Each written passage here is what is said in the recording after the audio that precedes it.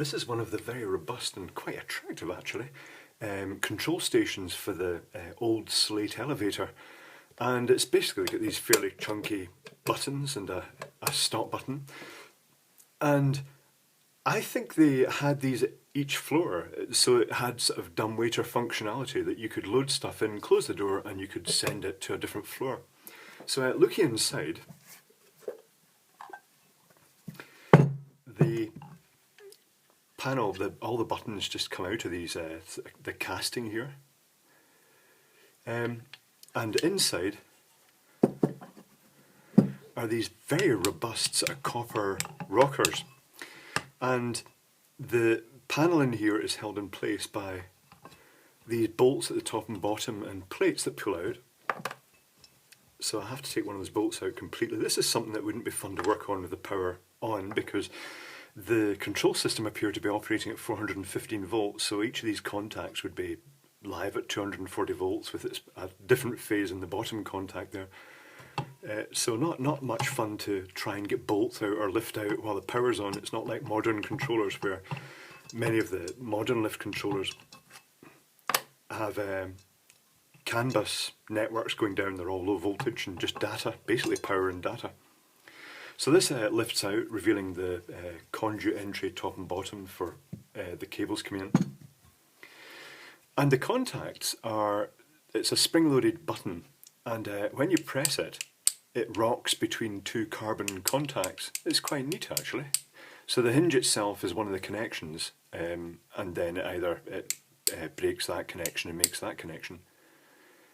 The spring comes up, goes across, goes back down, and then the looped end of the springs are all held in place with this sort of like fibrous type of rod that goes through that. I wonder how that must have made it quite difficult actually putting that in.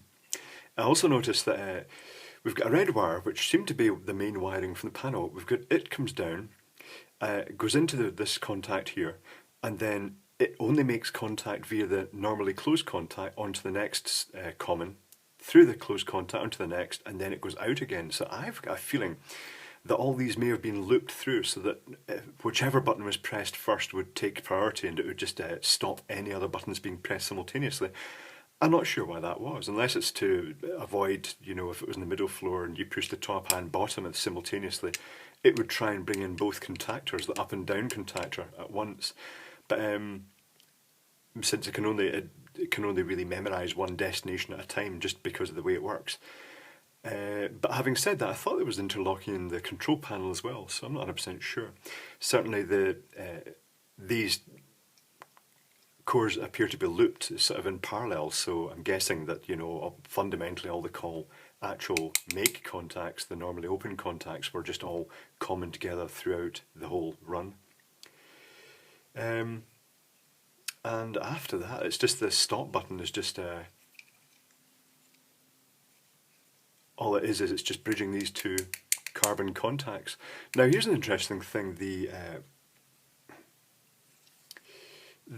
bottom floor, its brush is much bigger than the others, and that kind of correlates to the fact that the bottom floor of this elevator may have been disabled, because in the slate panel the contactor coil had a wire off it, suggesting that that was just the easiest way that nobody could place a call or send it to that floor. So maybe that was just a security thing, they were just operating between two floors.